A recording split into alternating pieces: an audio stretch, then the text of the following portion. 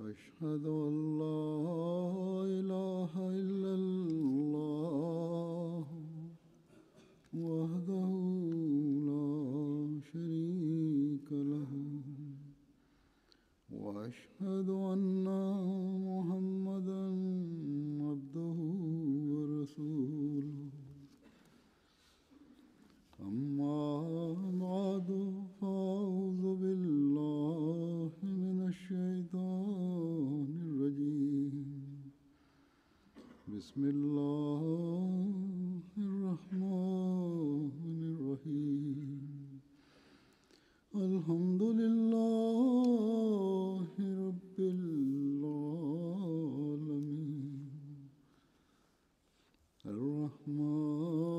الرحمن الرحيم مالك يوم الدين إياك نعبد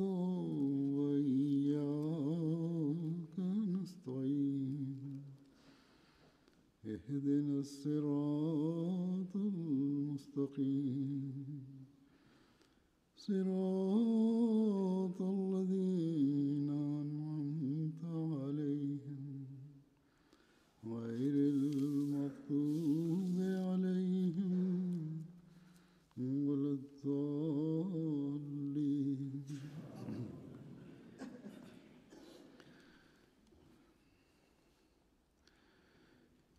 एक सवाल आजकल Il est une question qui revient avec plus de vigueur aujourd'hui dans les esprits des jeunes en particulier खास तौर पर et qui est souvent reprise par ceux qui, dans la société en général, s'opposent à la religion. कसरत से फैलाया जाता है जो मजहब के खिलाफ या सही Étant donné que ces derniers manquent de direction, eh bien, ils sont éloignés de la religion, ils sont éloignés de Dieu. Cette question est: quelle est l'utilité de pratiquer une religion si l'on possède de bonnes valeurs morales ou si l'éducation permet d'acquérir ces valeurs morales? फिर मजहब के मानने की क्या जरूरत है La religion annonce qu'elle a pour vocation d'enseigner la moralité. Voilà ce que disent les croyants. Les non-croyants annoncent quant à eux qu'ils possèdent des valeurs morales sans ayant recours à la religion. Voire ils disent que la moralité de la majorité des non-croyants est bien meilleure que celle des croyants. मजहब के मानने वालों के अखलाक से ज़्यादा बेहतर है और ख़ास तौर पर इस्लाम Les non-croyants visent en particulier l'islam quand ils font pareille déclaration. दूसरे मज़हब की अक्सरियत तो La majorité des adeptes des autres religions, quant à eux, n'ont presque aucune relation avec leur confession. सिर्फ इस्लाम La majorité de ceux qui se disent musulmans, quant à eux, expriment leur appartenance à l'islam. अपने दीन के मानने का इजहार करती है Voire la majorité des musulmans non pratiquants expriment ouvertement leur appartenance à l'islam. खुलकर मुसलमान कहती है Même les musulmans non pratiquants expriment leur appartenance à l'islam, ce qui prouve que c'est l'islam qui est la cible véritable de ces attaques. और दीन से हटाने की Et कोशिश on में tente de remplir les esprits de nos enfants से et de nos jeunes de poison afin de les écarter de la religion. हमारे Et बच्चों pour ce faire, on a recours à différentes méthodes. जहर आलूद करने की कोशिश की जाती है Cela se passe en particulier en Occident, खास तौर पर où l'éducation met beaucoup d'emphase sur la quête du savoir, sur la recherche. तहकीक की तरफ ज़्यादा तवज्जो दिलाई जाती है ये बड़ी Certes, c'est là une démarche fort louable. Il faut faire de la recherche, mais il faudra pour ce faire avoir recours à la méthode appropriée. बहरहाल जब नौजवान या नौजवानी में कदम रखने Les वाले jeunes, लड़के लड़कियां les adolescents, les adolescentes वालों में posent parfois des questions à leurs parents, posent des questions à leurs aînés, afin de trouver une réponse à ces questions.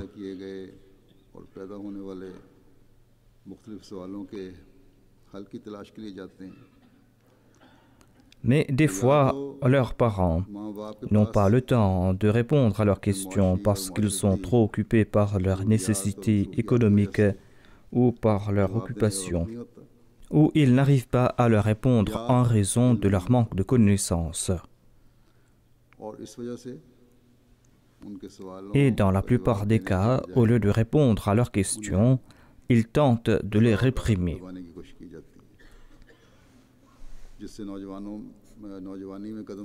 Et les jeunes adolescents en déduisent que toute religion, même l'islam, peut annoncer qu'elle est vraie.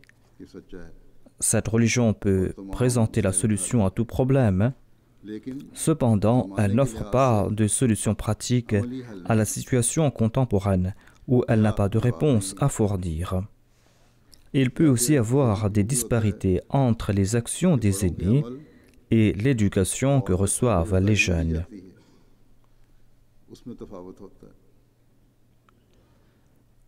Et les jeunes, ayant été éduqués, seront pour un certain temps silencieux, mais dès qu'ils auront la liberté, ils s'écarteront de la religion et ils tomberont dans les filets de ceux qui les éloigneront de la religion. C'est pour cette raison que nous trouvons parmi les musulmans des personnes qui ont rejeté la religion et qui ont rejeté Dieu en dépit des beaux enseignements de l'islam, en dépit du fait que l'islam soit une religion vivante.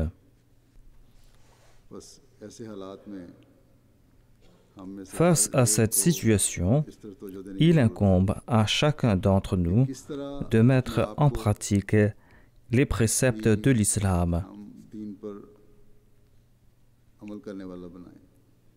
Il incombe à chacun d'entre nous de trouver les moyens pour prendre soin de nos générations futures.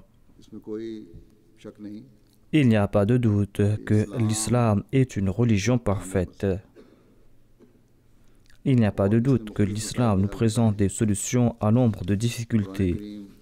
Le Saint-Coran est un livre complet et parfait. Et le Saint-Prophète Mohammed sallallahu alayhi wa sallam nous présente le modèle parfait des préceptes du Saint-Coran. Ce fut cet exemple du Saint-Prophète Mohammed, paix soit lui, qui a apporté un changement révolutionnaire dans la vie des compagnons du Saint-Prophète. Ces compagnons ont compris les tenants et les aboutissants de la religion. Ils ont compris c'est quoi la moralité, voire ils ont aussi accompli des progrès matériels. Or, ils ont compris que chaque chose devait être à sa place. Ils savaient où placer la religion, où placer la moralité et où placer le progrès matériel. Il incombe à nos jeunes, à ceux qui seront bientôt adolescents, il incombe en particulier aux grands de comprendre le point suivant, car c'est aux grands que revient la responsabilité de s'occuper de la génération future. Il nous incombe de comprendre la relation qui existe entre la réforme morale, le progrès matériel et la religion. Et il nous incombe de calquer notre vie sur ces principes.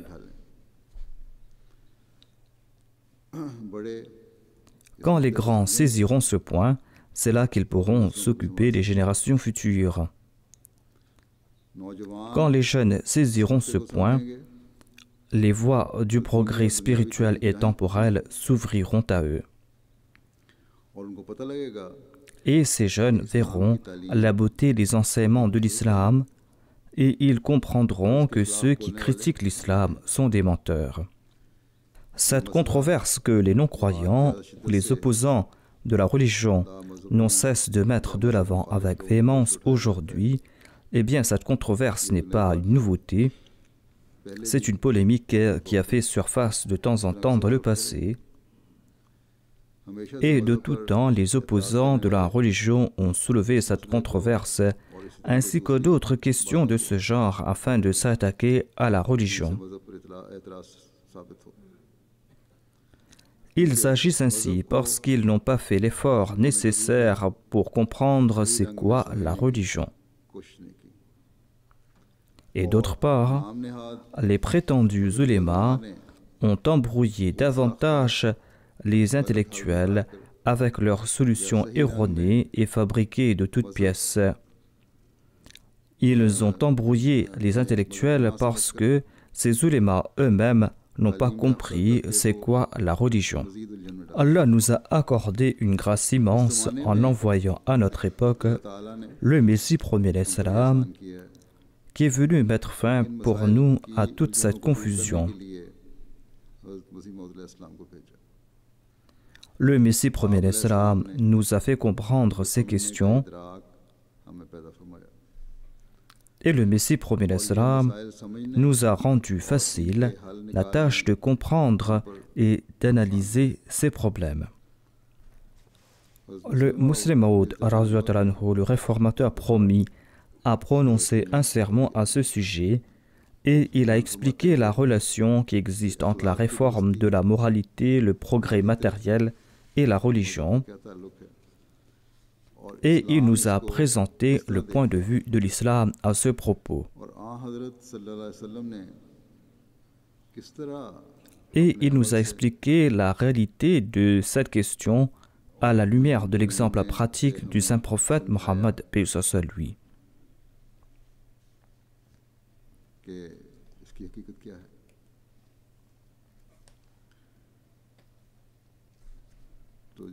Comme je l'ai dit, il a évoqué ces points dans son sermon et il nous a éclairé à ce sujet.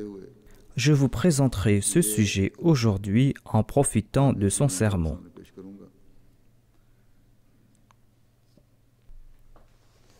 Nous présentons aux autres cette vérité que Dieu a présenté l'islam comme religion, une religion qui est en tout point en accord avec la nature humaine.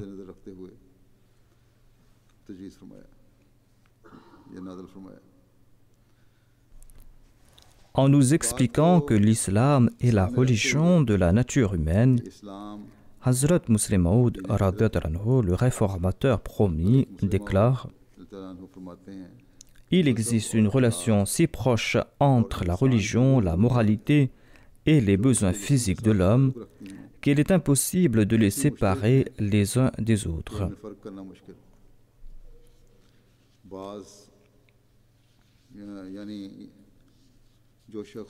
Le croyant ne pourra pas séparer la moralité de la religion.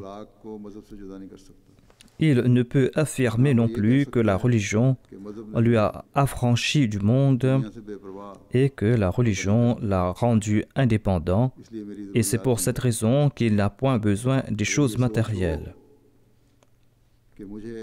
Si l'homme pense qu'il n'a besoin de rien, eh bien, en ce cas, la roue du progrès de l'homme, c'est-à-dire la roue du progrès matériel, cessera de tourner. Ainsi, tous ces composants sont indissociables, que ce soit la religion, la moralité ou le progrès matériel.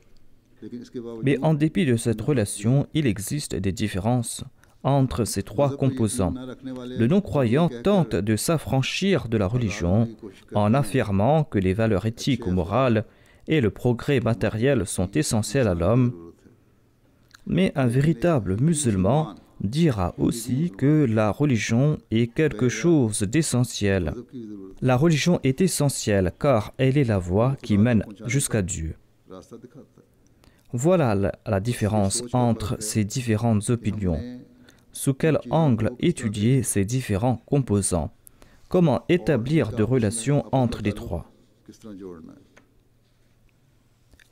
Les autres religions sont en train de mourir. Seul l'islam est à même d'établir la relation entre ces trois composants. Or, la majorité des musulmans n'ont rien compris de la religion.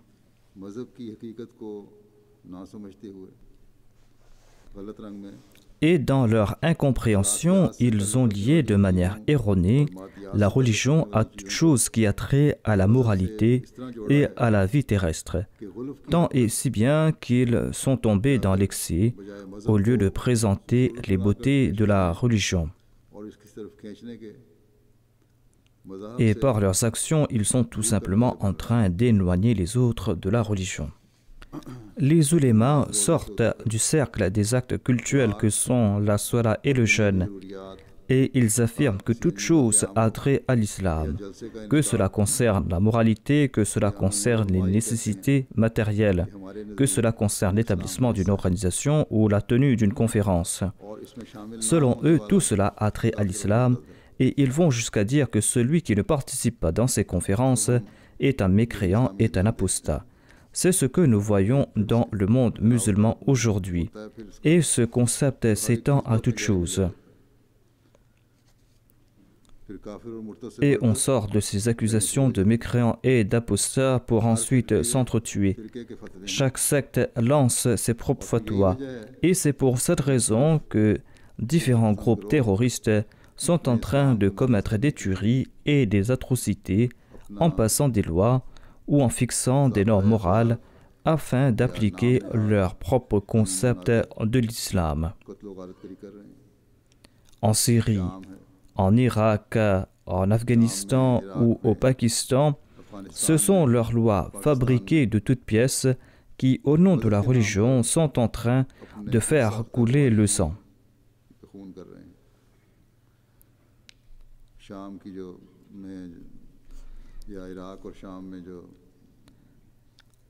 Il y avait un journaliste français qui avait vécu en Irak et en Syrie où s'était établi le prétendu État islamique. J'en ai fait mention dans le passé. Ce journaliste a vu là-bas des actions, des lois, des comportements de ce prétendu État islamique et il les a comparés à sa connaissance de l'islam, du Coran et des hadiths. Et il a dit à certains de ces gens de là-bas que leurs actions sont contraires aux préceptes du Coran et des hadiths. Les agents de cet État islamique ou les officiers de ce prétendu État islamique lui ont répondu tout simplement que nous ignorons ce que dit le Coran et les hadiths. C'est là notre loi à nous et nous sommes en train de l'appliquer. C'est ainsi qu'ils sont en train de corrompre les enseignements de l'islam. Les troubles au Yémen sont pour les mêmes raisons. Ils sont en train de lancer des fatwas en accord à leurs désirs afin de pouvoir bombarder les innocents. Certes, l'un des deux protagonistes peut être fautif, l'autre aussi peut l'être. Mais cela ne veut point dire que l'on doit tuer des innocents sans aucune raison.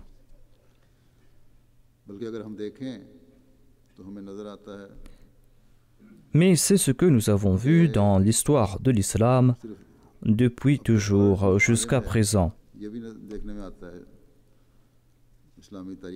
On affirme que tel Maulana ou tel érudit appartient à telle obédience ou à telle école de pensée de l'islam. C'est-à-dire chaque alim, chaque érudit, chaque mollah a fondé son école de pensée.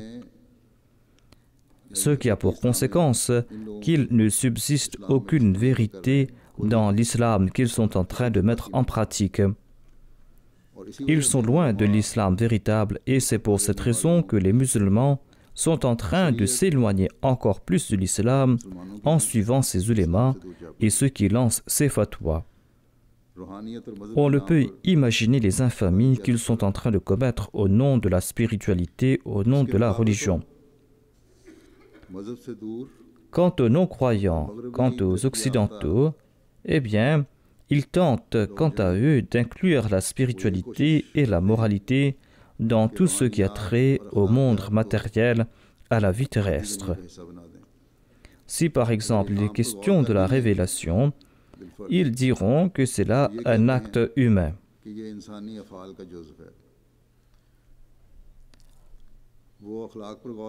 Selon eux, la moralité est nécessaire à l'homme, car à leurs yeux, il s'y trouve des avantages matériels de l'homme.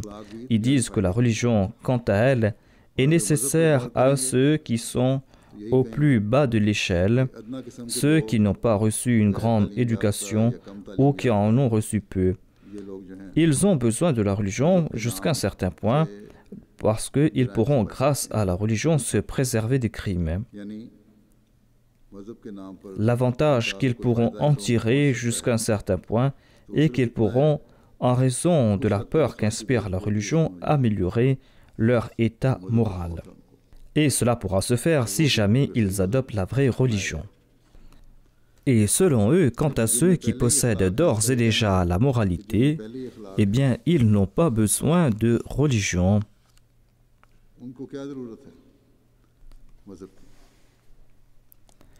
Mais si l'on réfléchit bien, l'on constatera que le matérialisme est si proche de la moralité et de la religion qu'un homme ordinaire ne pourra pas savoir où débute la limite de l'un et où se termine-t-elle.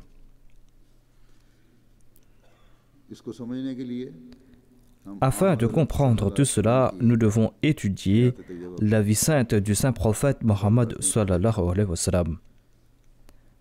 Le saint prophète Mohammed sallallahu alayhi wa sallam était venu réformer la condition matérielle du monde. Il est aussi un réformateur moral et un réformateur spirituel. Sa sainte vie en renferme tous les aspects. Si d'une part il annonçait ad-du'a mukhul ibada, il soulignait aussi l'importance de parachever la spiritualité. Il ne se contentait pas de dire qu'il suffisait d'accomplir la salat et toutes les difficultés disparaîtront. Il faudra aussi gravir les échelons de la salat, de la spiritualité. Il faudra aussi avancer dans la spiritualité. La dua ou la supplication lie l'homme à Dieu à l'instar de la relation qui lie la mère et l'enfant. Ad-dua signifie supplier et on supplie autrui quand on a la certitude qu'il pourra nous porter secours. On n'appelle pas à l'aide son ennemi. Sous quel angle faudra-t-il examiner la dua, la prière, quand on désire supplier Dieu?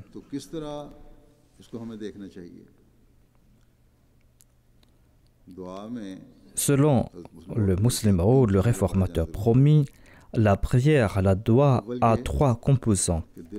Tout d'abord, il faut être certain que sa prière sera exaucée. Deuxièmement, il faudra avoir la certitude que celui que je suis en train d'appeler a le pouvoir de m'aider. Troisièmement, il faudra que l'homme soit animé d'une attraction naturelle, une attraction qui va le détourner de toute chose pour le mener uniquement vers Dieu ou vers l'objet de son amour.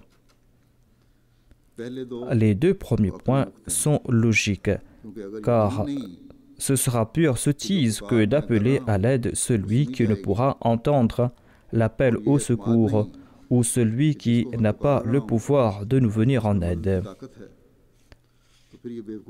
En ce cas, ces supplications seront tout à fait futiles. Le troisième composant de la prière est cette attraction naturelle ou cet amour naturel qui nous pousse à nous détourner de toute chose pour courir dans la direction de notre bien-aimé les yeux fermés. L'exemple qu'il nous a donné ici est celui d'une mère et de son enfant. L'enfant a une relation tout à fait naturelle avec sa mère. Même si la mère ne pourra lui venir en aide, c'est la mère que l'enfant appellera à l'aide. L'enfant qui est en train de se noyer en plein océan, sachant très bien que sa mère ne sait pas nager, appellera sa mère au secours si celle-ci est proche de lui. L'enfant ne va pas appeler personne d'autre que sa mère. C'est là une relation émotionnelle. Et c'est pour cette raison que le saint prophète Mohammed paix soit lui a déclaré ad-du'a mukhul ibada, c'est-à-dire que sans la dua, sans les supplications, la foi de l'homme ne sera pas parfaite. Ainsi, selon le saint prophète Mohammed sallallahu alayhi wa sallam, la relation entre l'homme et Dieu ressemble à celle entre l'enfant et sa mère. L'homme doit, les yeux fermés, courir dans la direction de Dieu.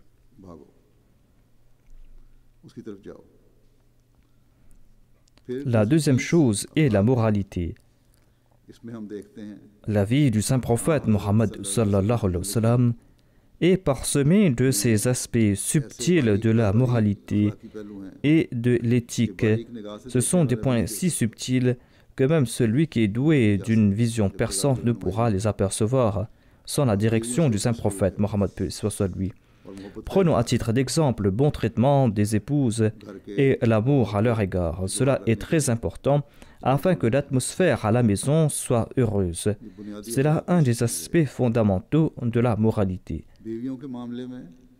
Le saint prophète Mohammed sallallahu alayhi wa sallam était très attentif à l'égard de ses épouses. Il est dit que lorsqu'une de ses épouses buvait de l'eau d'un récipient et qu'il devait lui aussi en boire, eh bien, il plaçait sa bouche là où sa femme avait placé la sienne.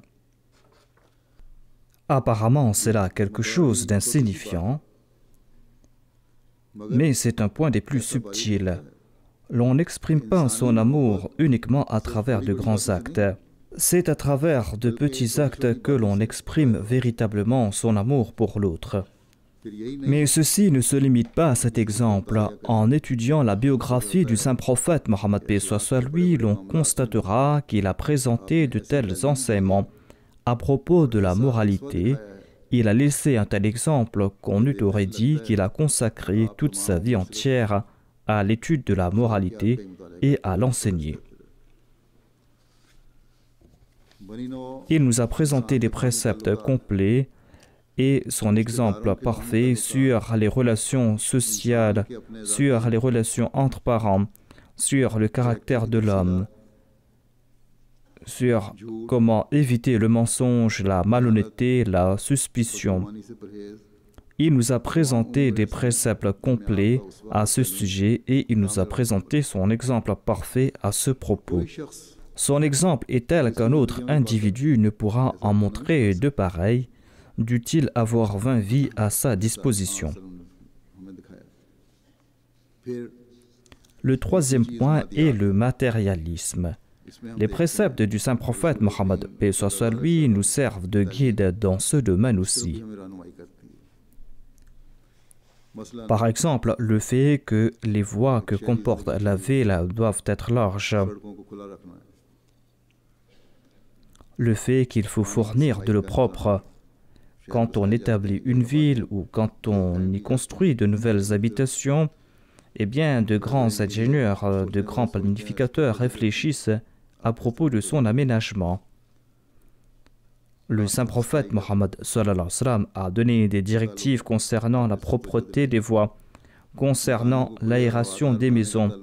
Il a attiré notre attention concernant ces choses qui ont trait à la vie terrestre, à ce monde temporel, que cela concerne la gestion des affaires de l'État, que cela concerne la société, le commerce ou l'industrie.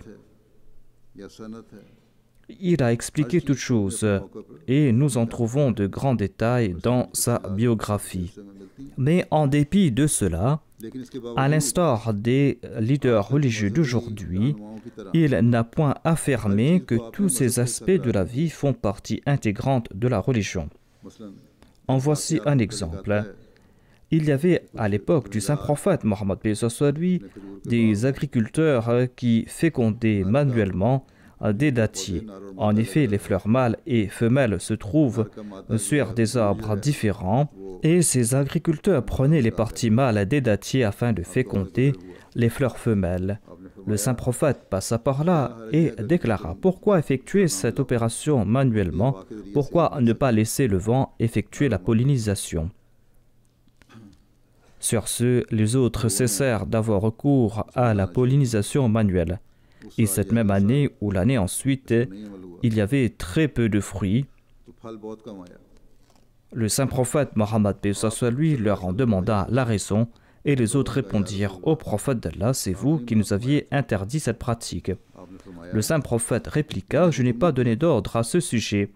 Vous avez une meilleure connaissance que moi de ces choses ayant trait à ce monde. Hazrat Muslim Maud déclare ici en apparence le saint prophète Mohammed lui a distingué le monde matériel du domaine de la religion. Le saint prophète Mohammed lui avait usé de cette même langue, cette langue qui était celle du prophète de Dieu, cette langue qui avait dit qu'il n'était pas nécessaire de féconder manuellement ces plantes. Et c'est cette même langue qui proclamait les commandements divins. Cependant, le saint prophète Mohammed lui a placé dans le domaine matériel ce qui a trait à ce monde matériel en disant que vous maîtrisez mieux que moi ce domaine.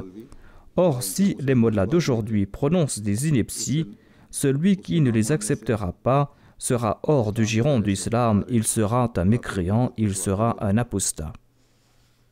À l'autre extrémité se trouve la société occidentale, ou ces prétendues sociétés développées. Selon eux, il n'est point nécessaire d'accepter la religion. Il n'est point nécessaire d'honorer les préceptes de la religion, ou il n'est point nécessaire de respecter la moralité. À leurs yeux, toute chose a trait à ce monde matériel. Tant et si bien que, dit le deuxième calife, leurs philosophes ont postulé que la question à poser n'est pas de se demander comment Dieu a créé l'univers, mais comment l'homme a créé Dieu, qu'Allah nous en préserve. Selon eux, la question de l'existence de Dieu est le résultat de l'évolution humaine. Si Dieu existe selon eux, il n'est rien d'autre que le résultat final de l'évolution psychologique de l'homme. Selon eux, l'homme était en quête d'un très bon exemple. Et quand il n'arriva pas à trouver un bon exemple auprès de ses congénères, il se fabriqua un être imaginaire qui n'appartient pas à l'univers de l'homme. Il s'en fit une image dans son imagination. Il ne remporta pas de succès suite à ses premiers efforts. Mais quand il ne cessa de réfléchir à ce sujet et qu'il ne cessa de progresser, il produisit au final une image parfaite et lui donna le nom de Dieu. Selon les philosophes de l'époque et selon certains philosophes d'aujourd'hui, c'est de là que découle le concept de Dieu. C'est ainsi, dit Hazrat Muslim Maud, que ces gens ont placé Dieu dans le domaine temporel. Les philosophes de l'époque ont fabriqué de toutes pièces ce Dieu imaginaire, et nombre d'entre eux y croyaient. Mais ces philosophes qui les ont succédés, ou ceux qui se disaient avant-gardistes, eh bien, ils se sont éloignés peu à peu de la religion en raison de ce Dieu imaginaire qu'ils s'étaient fabriqué. Et c'est parce qu'ils croient que Dieu est un concept qui a été inventé par l'homme que les philosophes d'aujourd'hui se tournent davantage vers l'athéisme. La plupart de ceux qui vivent en Occident nient l'existence de Dieu au nom de l'éducation, au nom de l'ouverture d'esprit. Les seules choses qui comptent sont la moralité, sont le progrès matériel. Et les mollahs d'aujourd'hui, quant à eux, sont en train de colporter les opinions de ces athées en affirmant que toute opinion de leur part, c'est-à-dire que toute opinion de ces mollahs et toute chose qui vient de leur part fait partie de la religion. Voilà les inepties que sont en train de propager ces mollahs. Nous constatons ainsi que les ulémas d'aujourd'hui sont dans l'erreur et ceux qui croient que la religion fait partie du monde matériel et qui rejettent la religion pour cette raison sont aussi dans l'erreur. Nous, en tant qu'Ahmadis, nous sommes chanceux car le Messie premier l'Islam nous a préservés de ces erreurs.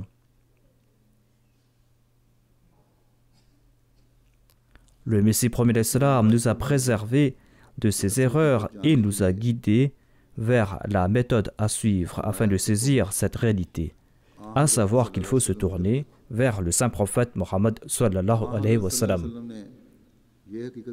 Le saint prophète Mohammed sallallahu alayhi wa sallam nous recommande de faire preuve de justice en toutes choses et de nous acquitter de nos devoirs.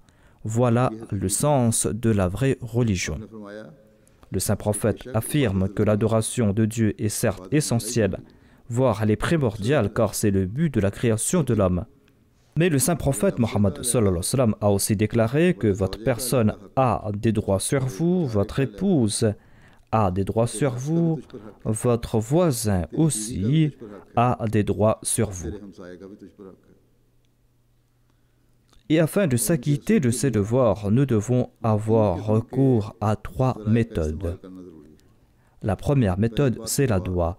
C'est le fait de se prosterner devant Dieu, c'est le fait de le supplier, c'est le fait de lui rendre culte. La deuxième méthode est de maîtriser son moi, de maîtriser ses émotions, de méditer sur la psychologie humaine. Troisièmement, c'est de faire preuve d'honnêteté dans son travail et dans sa profession. Pour cela, il faudra acquérir les connaissances de ce monde ainsi que la science de ce monde. À y réfléchir, l'on constate qu'il est essentiel de prier et d'établir une relation avec Dieu si l'on désire s'acquitter de ses devoirs envers sa personne. Il est essentiel aussi de maîtriser ses émotions. Quand on accorde la liberté à ses émotions, eh bien, l'on ne s'acquitte pas de ses devoirs envers sa propre personne, envers soi-même, et l'on est aussi cruel à l'égard d'autrui. C'est en augmentant sa connaissance, c'est en faisant preuve d'honnêteté que nous pourrons embellir notre état spirituel, moral et matériel. De même, afin de s'acquitter de ses devoirs envers les membres de sa famille, il faut tout d'abord prier, il faut contrôler ses émotions, il faut subvenir à leurs besoins matériels. De même, le saint prophète Mohammed sallallahu alayhi wa sallam nous informe que nos voisins ont des droits sur nous, c'est-à-dire que l'on s'acquittera de ses devoirs envers la société quand on va prier pour la société, quand nous allons respecter nos obligations envers elle, quand nous allons comprendre sa psychologie et quand nous allons lui transmettre le message de la religion.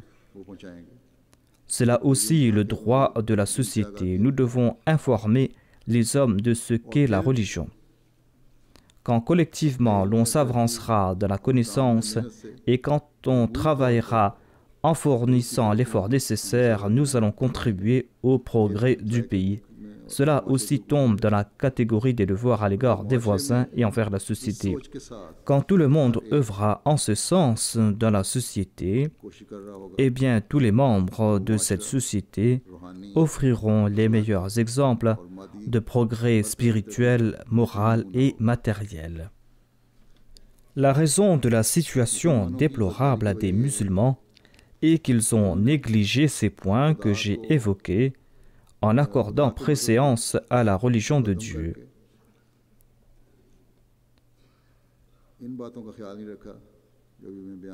Voire, ils ont défini comme religion leur penchant égoïste. Ils ont défini comme religion leur penchant égoïste. Ils n'ont pas accordé préférence à la religion qui a été révélée par Dieu, car s'ils l'avaient fait, ils auraient été conscients des autres exigences à respecter. Ils ont qualifié leur penchant et leur désir personnel de religion et ils ont suivi ces penchants. Comment pourront-ils ainsi présenter aux autres les beautés de l'islam? En suivant cette religion de leur penchant égoïste, eh bien, les musulmans sont en train de s'entretuer. Ils ont perdu à la fois le spirituel et le temporel. Et pour résoudre leurs difficultés, ils quémandent le soutien des gens de ce monde. Voilà ce que nous voyons dans le monde musulman aujourd'hui. Certes, le monde occidental a fait de la spiritualité un aspect de la vie de ce monde. Selon eux, la religion, la spiritualité n'ont pas lieu d'être. Le monde est tout pour eux. Mais en dépit de cela, ils ont acquis les biens de ce monde. Certes, ils sont égarés, mais ils ont atteint leur objectif, qu'ils aient usé pour cela de moyens condamnables. Mais les musulmans, quant à eux, ont perdu le monde spirituel et le monde temporel. En tout cas, Allah a envoyé le Messie premier l'Islam à notre époque afin de réformer ces deux catégories de personnes. C'est en pareille situation qu'Allah envoie ses messagers afin qu'ils guident les hommes, afin qu'ils placent la religion à la place qui lui revient, afin qu'ils placent la moralité à la place qui lui revient et afin qu'ils placent le monde à la sienne. Apparemment, ils viennent en portant un message spirituel, mais ces trois aspects sont en étroite relation. C'est en atteignant la perfection de la spiritualité que l'on pourra corriger son état moral. Et c'est en étant attentif à son état moral que l'on pourra réformer sa condition matérielle. Mais il n'est point nécessaire que celui dont la situation matérielle est bonne ait une bonne condition morale, ou que celui dont la condition morale est bonne soit aussi dans une bonne condition spirituelle. La raison est qu'Allah désire amener l'homme vers lui. Voilà le but de sa création. C'est pour cette raison qu'il a asservi la réforme de la condition morale et le progrès matériel à l'état de la foi, afin que celui qui est vigilant à ce propos puisse tout acquérir. Allah affirme que le véritable croyant peut accomplir tous les progrès. Mais quant à ceux qui s'amourachent de ce bas monde, Allah affirme à leur sujet, Dalla sa'yuhum fil hayatid dunya. Leurs efforts sont complètement perdus à la poursuite des choses ayant trait à la vie de ce monde. Citant un exemple, le deuxième calife déclare qu'on aurait dit qu'il y a des escaliers pour celui qui accepte la spiritualité, c'est-à-dire celui qui, descendant haut vers le bas, aura des escaliers.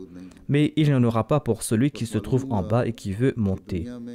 L'on comprend ainsi qu'il y a des moyens différents pour acquérir ces trois choses en ce monde. Mais il y a aussi un moyen commun qui est la relation parfaite avec Dieu. Celui qui fera des efforts en faveur de la moralité va en acquérir. Celui qui fait des efforts pour ce monde matériel va acquérir ce monde matériel. Or, tous ces efforts seront limités à ce cercle et il ne pourra pas en sortir. Quant à celui qui réforme son état spirituel, eh bien, il va tout recevoir.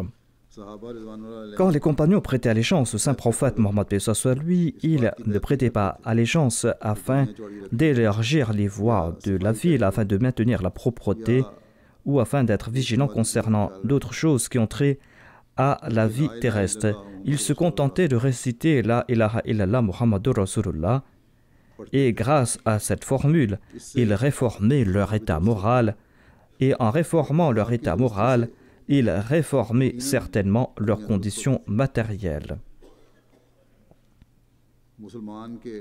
Les musulmans de l'époque étaient des exemples dans le domaine de la vérité. Les gens de ce monde confiaient sans hésiter leur commerce aux musulmans en raison de leur honnêteté. En voyant leur justice à l'égard de leurs sujets, les populations désiraient que les musulmans soient leurs maîtres, soient leurs dirigeants. À l'époque du calife Omar, les musulmans durent abandonner la Syrie car l'armée romaine était plus nombreuse que l'armée musulmane et la lutte serait inégale. Mais ces populations qui vivaient sous l'autorité des musulmans pleuraient et ils insistaient que les musulmans restent sur leur territoire. « Nous allons vous aider, nous allons assurer la défense avec vous », dirent-ils aux musulmans. Alors que ces gens de la Syrie étaient des chrétiens à l'instar des Romains. C'était la noblesse de caractère des musulmans et leur bonne gestion des affaires de l'État qui poussèrent les chrétiens de la Syrie à se soulever contre la puissance chrétienne et à venir en aide aux musulmans. Certes, le pouvoir est une chose terrestre, Mais le royaume des musulmans, le pouvoir des musulmans n'était point de ce monde. Ils reçurent ce pouvoir par le truchement de la religion. Elle était dépendante de la religion. Et c'est pour cette raison qu'elle était dotée de ces vertus. En dépit de leurs différences de doctrine, les populations chrétiennes désiraient que les musulmans restent au pouvoir. On eût aurait dit que les musulmans ont reçu cette souveraineté par l'entremise de la parole « La ilaha illallah Muhammadur Rasulullah », mais ce n'était pas là une simple déclaration verbale. Ils l'ont reçue grâce à la vraie foi. Car celui qui se contente d'une simple déclaration verbale perd le monde. Or, quant à celui qui suit la vraie religion, il arrive à réformer sa condition morale ainsi que sa condition matérielle. Si seulement les dirigeants musulmans d'aujourd'hui pouvaient comprendre ce point et gérer les affaires de leurs États en respectant ces principes. Hazrat Muslim Maud, le réformateur promis, raconte que le Messie premier d'Islam racontait l'histoire d'un commerçant pour illustrer la relation que l'on doit avoir avec Dieu. Ce commerçant avait confié en dépôt une grosse somme au juge de sa ville, car il devait partir en voyage. Il avait l'intention de reprendre cette somme d'argent du juge après son retour. Quand il retourna et qu'il demanda au juge la bourse dans laquelle il avait mis sa somme, le juge refusa net en affirmant que le commerçant ne lui avait confié aucune somme d'argent. « Comment était la bourse » demanda le juge. « Combien m'avais-tu confié » Le commerçant décrivit en détail à la bourse, mais le juge refusa en disant « Je ne garde aucune somme de personne ». Sur ce, le commerçant était fort inquiet. Quelqu'un lui informa que le roi tenait sa cour tel jour et que n'importe qui pouvait aller le rencontrer et lui présenter ses doléances.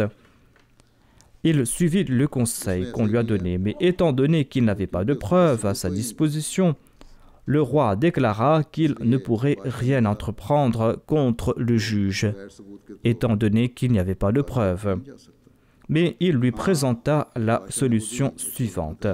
Le roi lui dit « Je sortirai en procession tel jour, et ce jour-là, tu devrais te mettre à côté du juge, étant donné que les notables seront présents pour m'accueillir. Quand je serai à côté de toi, je parlerai avec toi avec grande familiarité. Tu devras en faire de même, comme si tu es mon ami. N'aie pas peur de moi parce que je suis le roi. Je te dirai que je ne t'ai pas vu depuis fort longtemps, et tu m'informeras que tu étais parti en voyage, et que lorsque tu es retourné, il y a eu ce différend entre toi et un autre en raison de la somme d'argent que tu lui avais confiée. Le roi dira que je vais te dire devant ce juge que tu aurais dû m'en informer à propos de ces difficultés. Et tu répondras que si tu ne trouves pas de solution, eh bien tu viendras à moi. Ainsi, le jour convenu, lorsque le roi était présent devant lui, le commerçant suivit ses conseils. Il y a eu cette conversation entre le roi et ce commerçant. Le juge était présent et il a tout entendu. Quand le roi quitta le commerçant, le juge vint voir le commerçant et lui dit « Tu étais venu me voir un jour et tu mentionnais une somme que tu m'aurais confiée. Ma mémoire est très faible. Donne-moi quelques indices afin que je puisse m'en souvenir. » Et le commerçant mentionna tous ces indices qu'il avait mentionnés dans le passé. Étant donné qu'il avait vu la manière dont le roi s'était comporté à l'égard du commerçant, le juge lâcha sur le champ. « Pourquoi est-ce que tu m'en avais pas fait part de ces indices auparavant? Ton argent est avec moi, je te le retourne à l'instant. » Si l'amitié d'un roi de ce monde, dont le pouvoir est limité, peut conférer pareil statut à un autre, tant et si bien que des notables en prennent peur, comment est-il possible que le monde ne tombe pas aux pieds de celui qui jouit de l'amitié de Dieu?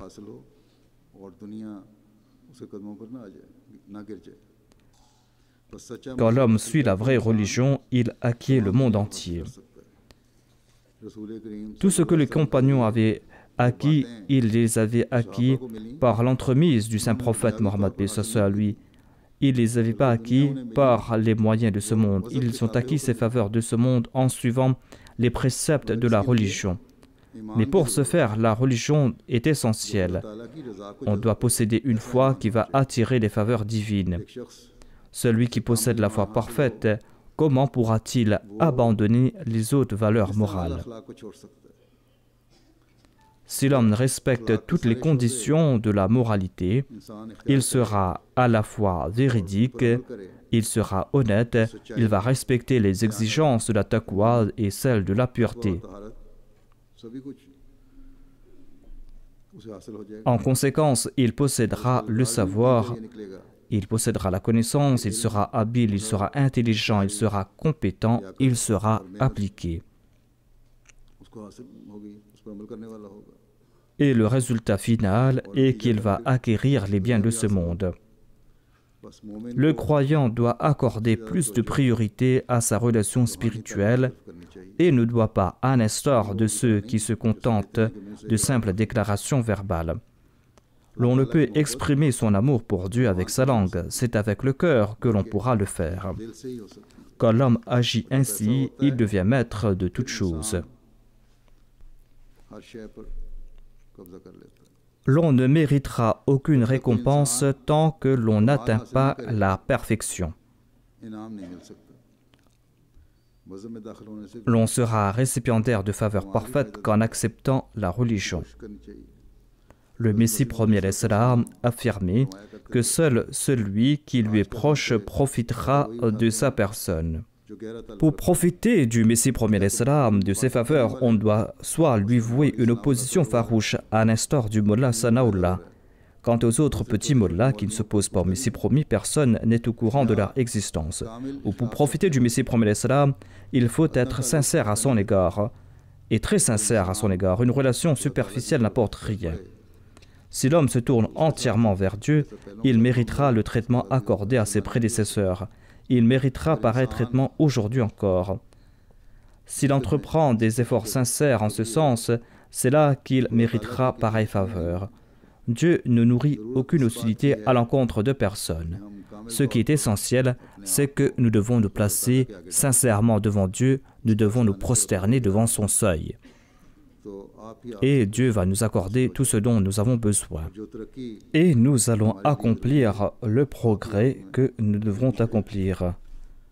Quand on se place devant le feu, eh bien, chaque partie de son corps se réchauffe. Comment est-il possible donc qu'on abandonne tout pour se tourner vers Dieu et que l'on ne profite pas des faveurs divines? Ainsi, nous devons, quant à nous, faire des efforts pour atteindre Dieu, pour acquérir Dieu. Nous devons aussi comprendre la réalité de la religion qui a été envoyée par Dieu. Nous devons faire de l'amour de Dieu quelque chose qui est tout à fait naturel. C'est ainsi que nous allons atteindre les sommités de la moralité et c'est ainsi que nous allons progresser dans le monde. Si nous essayons de profiter de la lumière divine, c'est là que nous allons profiter de ses faveurs. Lorsque, avec ardeur, nous allons tenter de profiter de cette lumière, c'est là que nous allons abandonner le mensonge qui est l'obscurité. C'est là que nous allons nous débarrasser de toute forme de paresse, de toute fauberie, de toute malhonnêteté et de tous les autres maux. Le fait d'usurper les droits des autres, ce sont là autant d'obscurité et de ténèbres qui vont disparaître avec l'avènement de la lumière divine. Nous allons rehausser notre niveau de moralité et nous allons aussi progresser matériellement. Ainsi, si tout en vivant dans cette société, nous désirons protéger nos générations futures des effets néfastes du matérialisme, si nous désirons leur expliquer le lien entre la moralité et la religion, si nous désirons lier ces générations futures à la religion en faisant en sorte que le progrès matériel soit dépendant de la foi, eh bien, pour cela, nous allons devoir nous-mêmes en premier établir une relation sincère avec Dieu, qu'Allah nous en accorde la possibilité.